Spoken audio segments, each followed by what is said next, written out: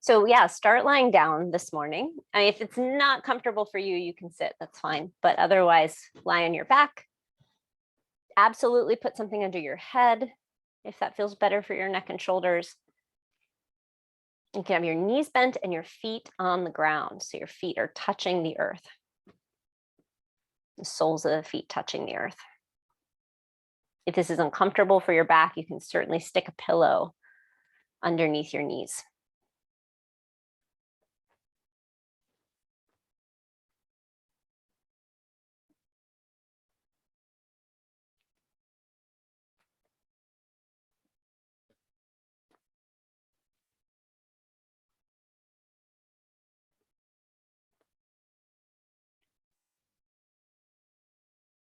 Just take a little bit of time here to feel your body is here, to feel that you're here. You're touching the earth just like this.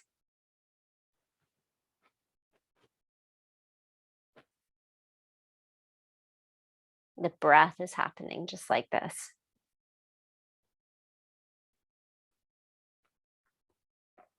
So I was talking about this in the meditation class this morning, but I'll call it out here. Because when we do mindful yoga, which is the way that I teach, it's like a moving meditation. So the same rules apply, the same things apply. So when we practice meditation or mindful yoga, we're building lots of different skills, lots of different kind of qualities, ways of being. And sometimes one or two are kind of emphasized more. So I'm going to call out like 4 different qualities that we're going to be building quite actively. So the first is concentration. And that is that wonderful skill, that wonderful ability to recognize when you've gone off course and without making a federal case out of it, bringing yourself back. So concentration doesn't mean you never wander in the first place. It just means that you recognize when that's happened and you bring yourself back. So that's a great skill. Comes in handy in all sorts of different moments. So another thing that we're building is clarity, like to know what's happening in our minds, to know where our attention is right now. And it sounds so straightforward, but it's really easy not to really know what's happening in our minds, not to really know where our attention is gone. And when we have thoughts and feelings and reactions, which are very human and normal, when we're not aware of them, they tend to run the show. We tend to kind of be held in their sway a lot more. So when we can see what's happening in our minds, when we can see where our attention is, with that we have space, we have choices about how we want to proceed, where we want our attention to go.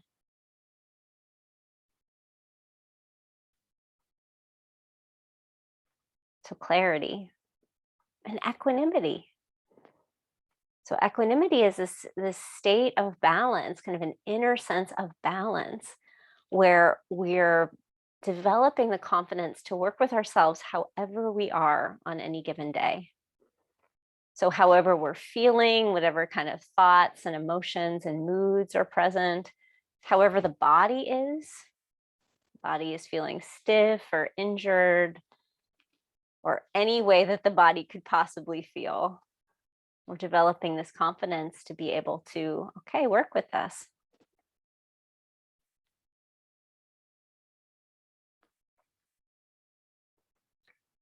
And then finally, friendliness. That is another thing, important thing that we're cultivating. This is not a state that you either have or don't have. This is a practice. So even if you feel like you're not especially good at it, it's fine. We're learning how to show up for ourselves with a sense of care and concern and goodwill.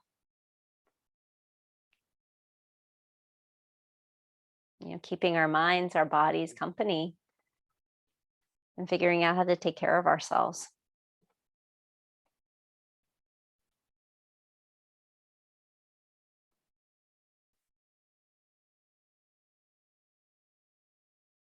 So these 4 things are, these are skills that we're always building when we practice. And again, sometimes some are highlighted more than others.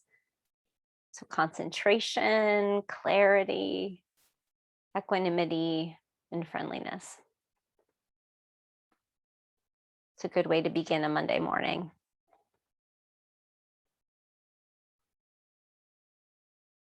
So yeah, just take a few moments here, feel your body. Feel your body resting. That can be your anchor, or feel your body breathing.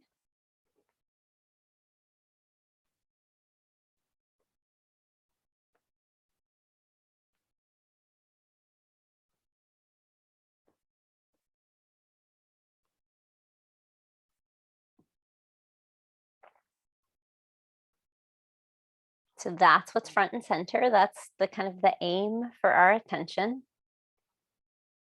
Just feeling the body resting here, sitting, lying down just like this, or feeling the body breathing.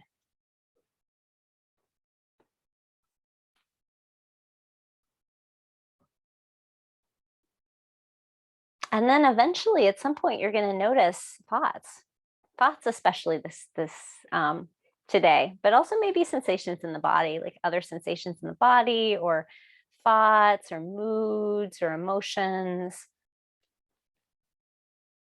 And the practice here isn't to just kind of turn away really quickly from that and hustle back to the body, but you notice the thought.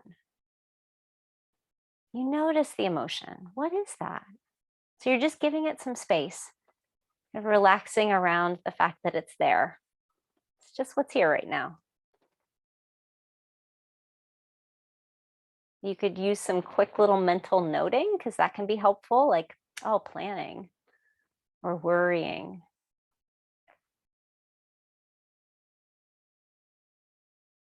Irritation, or contentment. You don't have to find just the right word, but just to be clear, okay, this is what's happening. And then you just kind of unhook yourself from it. So by releasing it, you're not necessarily making it go away or resolving it. You're just kind of stepping away from it. It has the space to come and go as it will.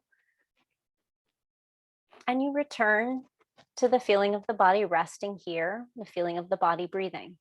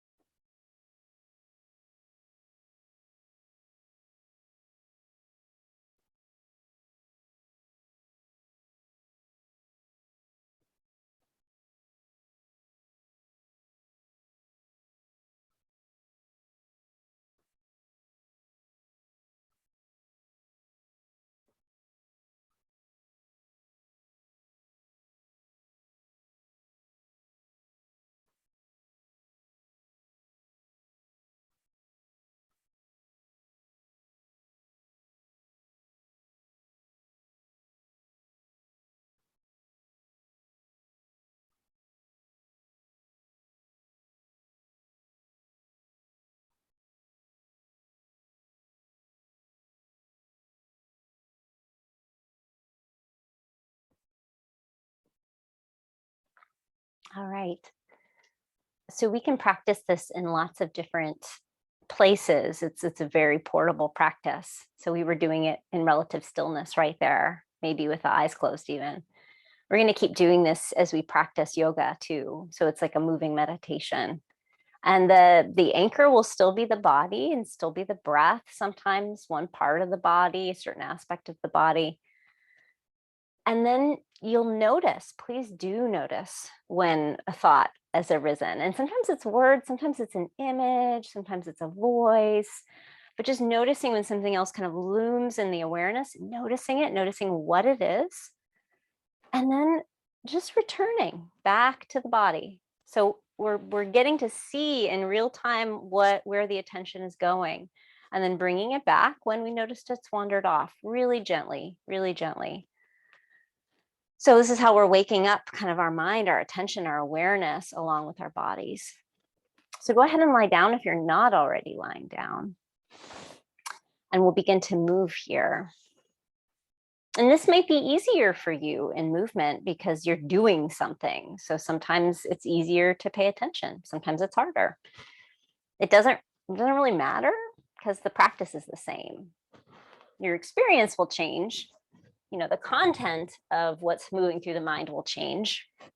The practice is pretty much the same. So that's cool. That means you don't have to worry about having a certain experience to be doing it right. Okay. So yeah, start to move around here. You can take any opening moves that you think would feel nice for your body.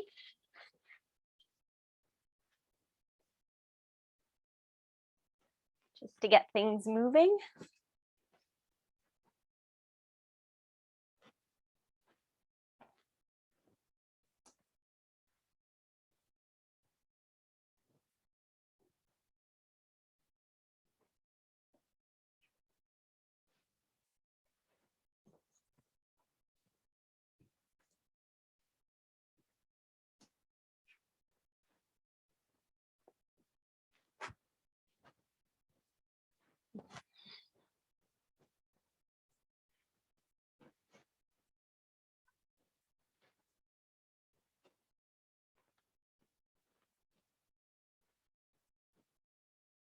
This is a huge act of kindness to your body and to yourself too, that you're here for yourself.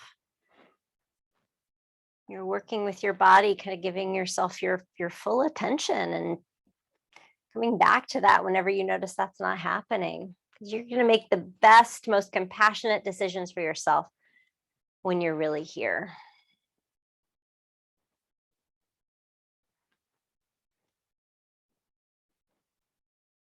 Definitely a better chance of that, at least.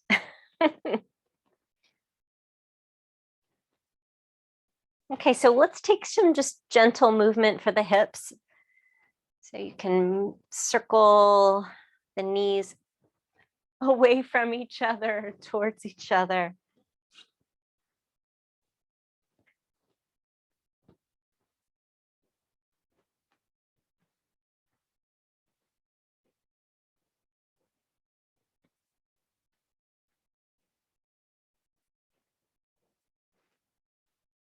And stretch your left leg out in front of you and take your right leg up towards the sky. Good morning, hamstrings and back of the leg in general. Go ahead and take some movement here, maybe circling the leg, maybe moving it side to side.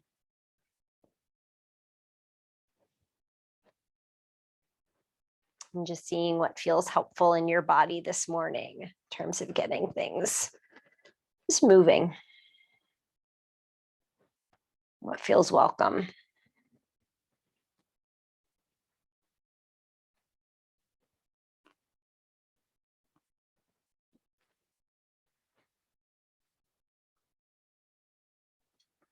And you're just kind of just relaxing or softening around anything that might be there. So this is kind of that equanimity thing too. That when you're encountering something maybe that you wish wasn't there, some tightness or tenderness or injury, I'm just kind of keeping a steady hand or level head as you're working with that, a sense of gentleness. It's okay that that's there. You can work with that. You're not taking something that's difficult and just adding more tension or reactivity on top of it, because that doesn't help if you haven't already noticed that. You take tension and you get tense about it. It's not super helpful. All right, let's switch sides. So other leg gets a chance to move and stretch and wake up.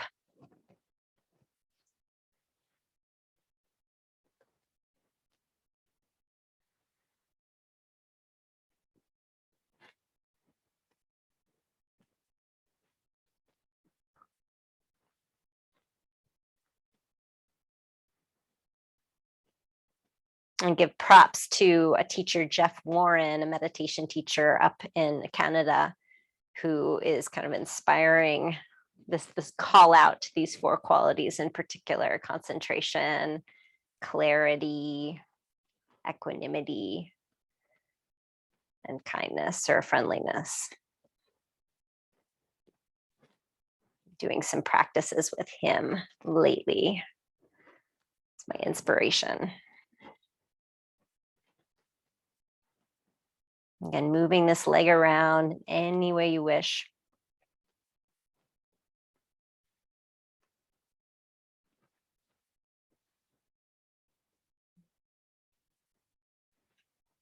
And then take both legs up, and you can have your knees bent actually, so that way you can touch your lower legs with your fingers, and just circling your feet around. So waking up the muscles around your ankle and your lower legs and your feet. They stretch, they engage at different points in the movement, and then change directions. This is good with, like, ankle flexibility, but also strength. It's always so surprising to me how tiring this gets, but it is big movement, right? It doesn't seem like much, but it's a lot of movement for these muscles, a lot of engagement too. And then take your feet back down. Just pause, feel that. There's all that engagement, and now there's not so much engagement. What does that feel like?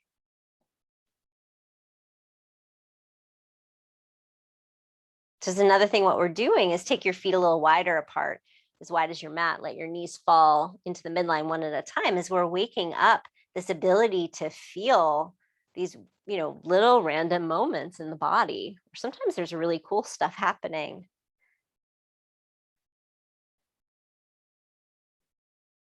And it's probably a lot more interesting and cooler than that same kind of repetitive thought that that same worry that's arising for like the 15 millionth time, that could be arising in a slightly different form for decades. What's happening here in the body is probably a little bit more interesting than that.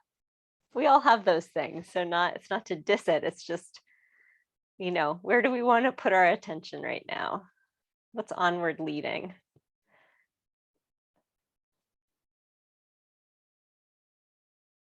I'm just guessing. I don't know what your worries are, but mine are, sometimes I can get pretty bored by them. To work with them kindly, gently, but wow. And then come back to center. Okay, so now take your right leg up to the sky. And the leg can be straightish, but it's fine for the knee to be soft. And you're gonna let your hands rest on your pelvis. We do this a lot in my classes, and this is just rotating the whole leg in and out. And this is more hip mobility work, just kind of good daily tending to the hip joints. The head of the femur bone, the thigh bone, the head is moving around in the socket in all sorts of good ways that are beyond our normal kind of activity range of movement. So take your left leg up now. And taking care, the leg is moving as a single unit, and that means that the foot isn't moving faster than the thigh. That way you're not doing any extracurricular twisting in your knee.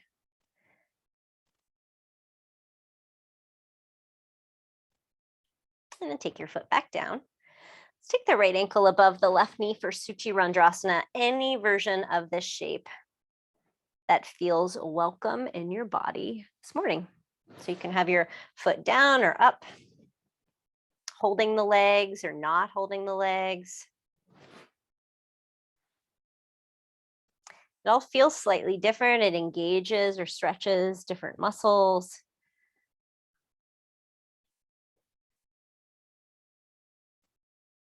Maybe moving as I am, maybe pretty still.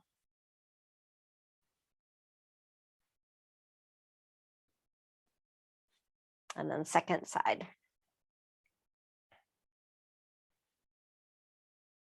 So it's just a nice, getting in there, a little wake up for your body. It's not like you're standing over yourself screaming, get up, get up, get up. It's not like that. So it's super intense. I mean, there can be some intensity there if you want, but it's not like overwhelming. It's kind of a nice, calm, gentle way of waking up.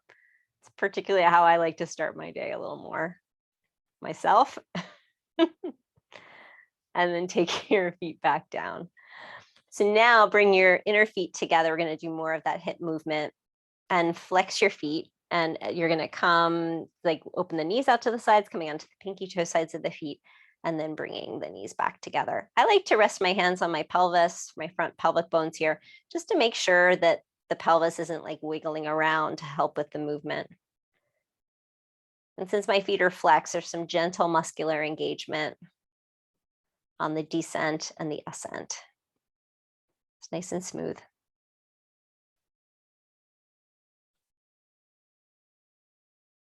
It doesn't matter how low the knees go. Just be able to descend them and lift them back up without a lot of like jerking around or wiggling. Nice and calm.